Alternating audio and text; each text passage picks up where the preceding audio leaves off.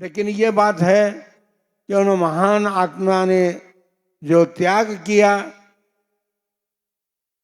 हमारे जीवन के लिए, कि भगवान के दर्शन पूजन करके ये व्यक्ति अपने जीवन को सार्थक कर सकेंगे, उन्हें तो कोई आवश्यकता भी नहीं थी। उनकी तो आत्मा में भगवान बस रहे थे।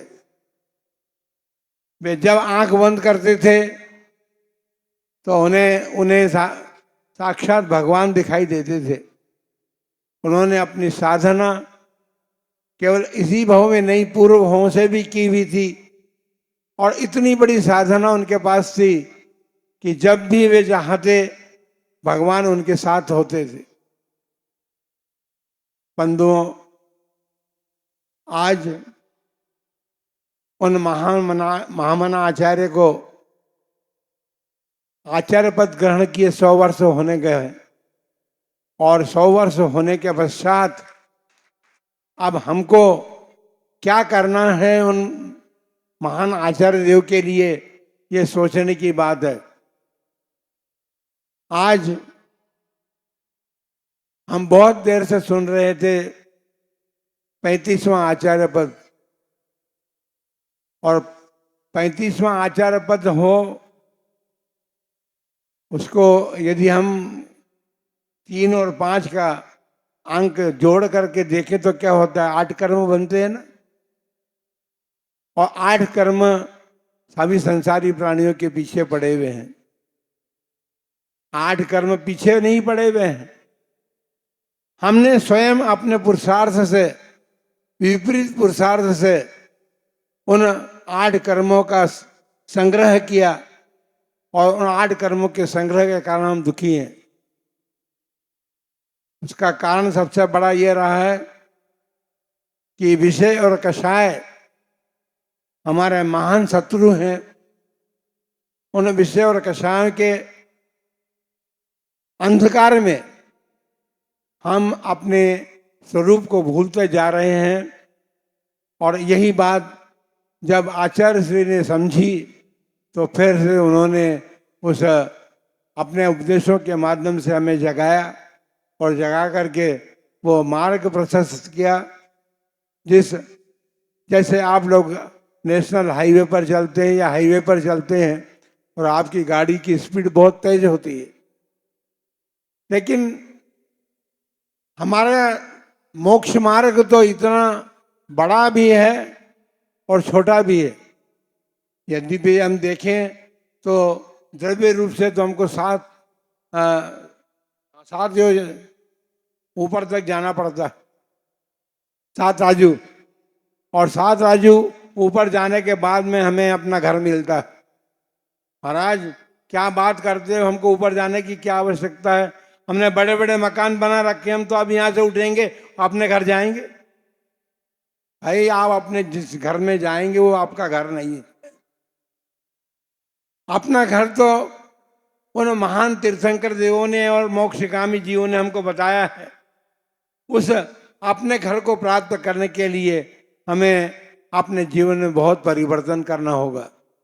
और आज आप सबके सामने प्रदीप जी गांधी ने अपनी भावनाएं व्यक्त की है कि गुरुदेव आपके चरणों में दीक्षा धारण करके मैं भी अपना कल्याण करना चाहता हूँ। तो बंधुओं, दीक्षा जो है वह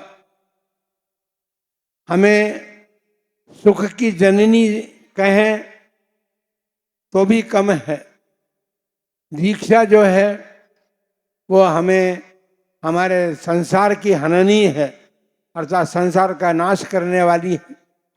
और इसी उद्देश्य को लेकर के तीर्थंकर देवों ने भी धर्म प्रतिपादित किया था।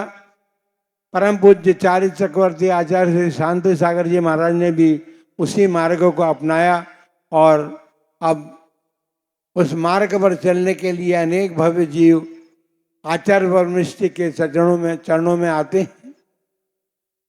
पंच परमेष्टि में मध्यवर्ती स्थान है आचार्य परमेष्टि का। ऊपर भी 2 हैं और नीचे भी 2 हैं।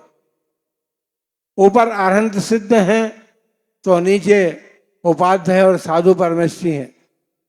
लेकिन मध्यवर्ती जो होता है, जैसे आपके घर के मध्य में दीपक आप रखें तो वो इस तरफ भी प्रकाशित करता है, इस तरफ भी प्रकाश फैलाता है।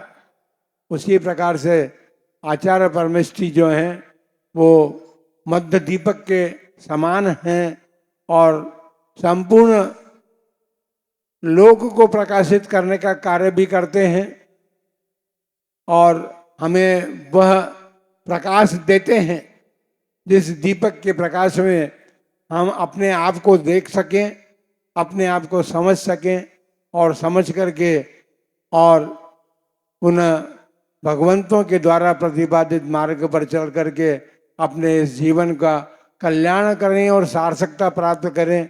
आप सभी के जीवन में वो मंगल देशना अवतरित हो और अवतरित होकर के हम अपने जीवन का परिमार्जन करने का प्रयत्न करें। जो जीवन हमारा यदि संसार परिभ्रमण की तरफ बढ़ रहा है तो हम उसे संसार भ्रमण से परिवर्तित करके और उच्च स्थान को प्राप्त करने का पुरुषार्थ जागृत कर सकें। और वह पुरुषार्थ है रत्नत्रयी मोक्ष मार्ग। उसी के माध्यम से हम सबका जीवन जो है उन्नति की ओर बढ़ सकता है।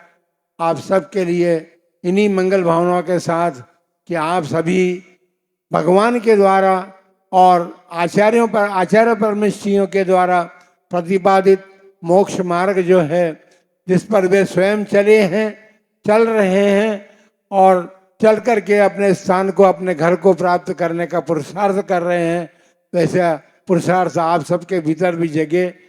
बांसवाड़ा के घर छोड़ करके, उदयपुर के घर छोड़ करके एक ऐसे मार्ग को अपनाने का प्रयत्न करें जिससे कि अपने वास्तविक घर में पहुंच करके अनंत सुख को प्राप्त कर सके। इन्हीं मंगलमय भावनाओं के साथ आप सबके लिए मंगल आशीर्वाद।